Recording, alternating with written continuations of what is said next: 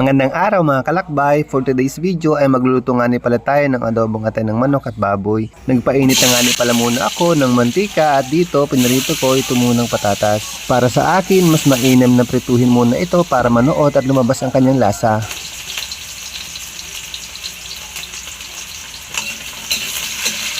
Ngayon, ihiwalay muna natin itong ating patatas. Pagkatapos, magigisa na tayo dito ng sibuyas at bawang.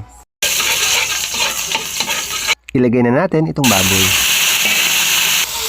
Oyster sauce. Toyo at tubig.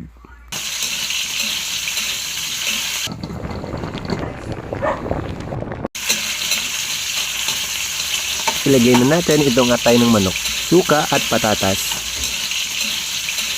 siling green at paminta. Ayan, luto na ang ating adobo at atay ng manok. At kung nagustuhan mo ang ating video, pa-like and share naman at pa-comment na rin para malaman ko kung saan na nakarating ang video nito. Salamat!